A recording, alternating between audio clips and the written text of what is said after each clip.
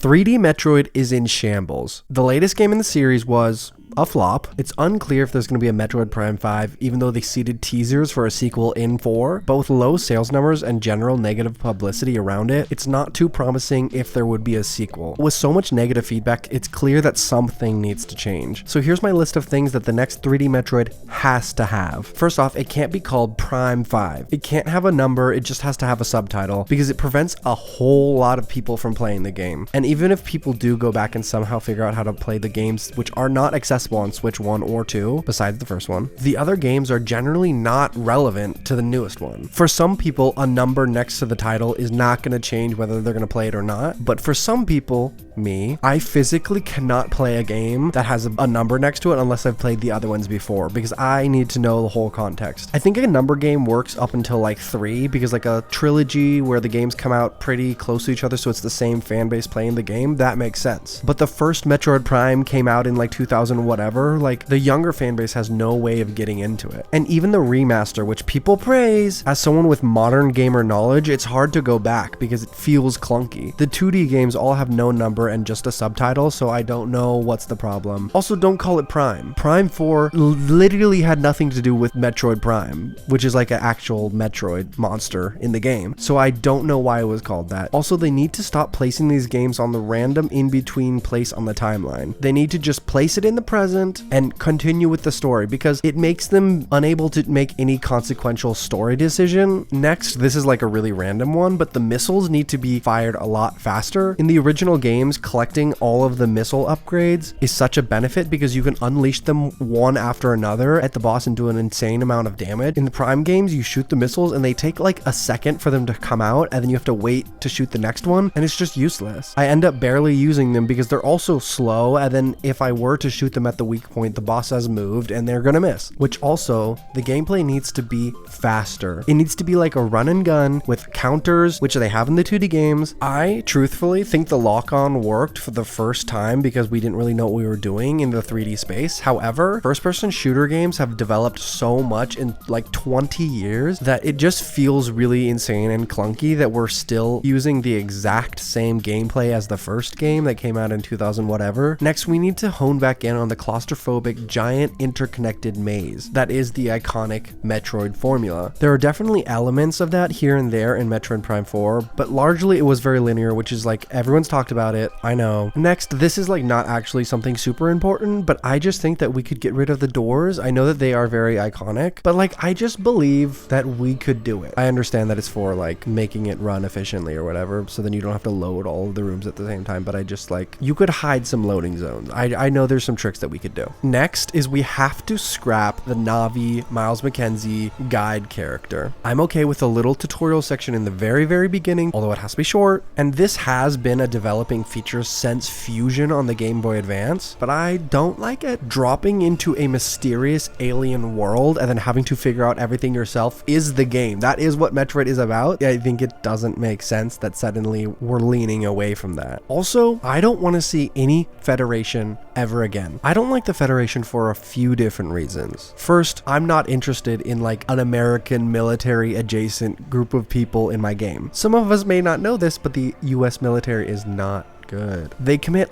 a lot of atrocities, and they're kind of really big on imperialism, which are both things that I don't love. I automatically dislike them until they prove to me that they're actually cool and chill people. Also, I think the vibe of this good and true and moral military of the Space Federation that is mostly made up of humans somehow, even though they have jurisdiction like everywhere on other planets, which I imagine aren't just humans, like there's no way that they're fully good. So to me, they're not even playing into what would be the most interesting aspects of a galactic Federation army, which would be the complicated bureaucracy which forces these good soldiers to do bad things. They never play into the moral ambiguity. Next, we need a compelling reason for playing the game, which this is actually a thing that I think most Metroid games suffer from. There's always some physical reason why we have to play the game, like oh no, I lost all of my equipment, better go find it in this giant underground maze. Like, it would not be that hard to have some sort of emotional stakes in the story. Like, imagine if Samus had like a cute little little robot pet, and then it got like kidnapped by the big bad. And yeah, there's other plot reasons why we should be killing the big bad, but also like our little robot dog. That is just such a universal thing that we could just like throw in there, and then everybody would care because we got to get the dog back, you know? Next is we need unique locations. Now, Volt Forge from Metroid Prime 4 was really cool and really awesome, and I really liked it. However, basically every other location was just kind of like ice,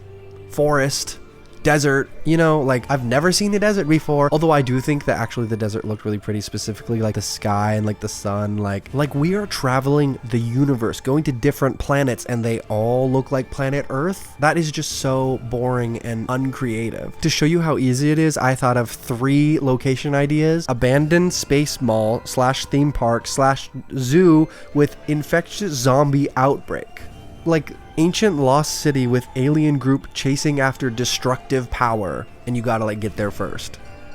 Brilliant idea. Barbarian alien castle where you like get thrown in the jail. You have to like scavenge through the castle, fight in a coliseum, go through like gardens and a bathhouse. That was 3 different locations and atmospheres that I just came up with really quickly. I know that it's possible. Next, we have to get rid of the raiding. Scanning every single object in the game I think was a unique and fun way of storytelling for the first game. Nowadays, story-driven games still have a way of expressing lore without having you stop the gameplay and read for 20 minutes. It's not 20 minutes, it's like 30 seconds to a minute, but still that's way too long to stop the game. Also, half of the scans are like this is a box. It's made out of awesome metal. Genuinely, half of the scans are so unnecessary, and I would know because I read like basically all of them. For most players, they probably read a bunch in the beginning, realized they were useless, and then didn't read for the rest of the game, which is a shame because here and there are a few really awesome lore nuggets. Like if I wasn't reading during the Volt Forge section, I wouldn't have known about the AI that had taken over the factory, and then when I fight the final boss, I probably would have just thought it was a random ball of energy. Audio logs, like in BioShock, are such an easy solution, and in BioShock, finding an audio log, it was so exciting. That was why I was exploring and looking for things, because I wanted to know about the city and the society and the lore. Next, again, this isn't really an important one, but I like the bike. I think it's really cool. Like, you cannot tell me that she doesn't look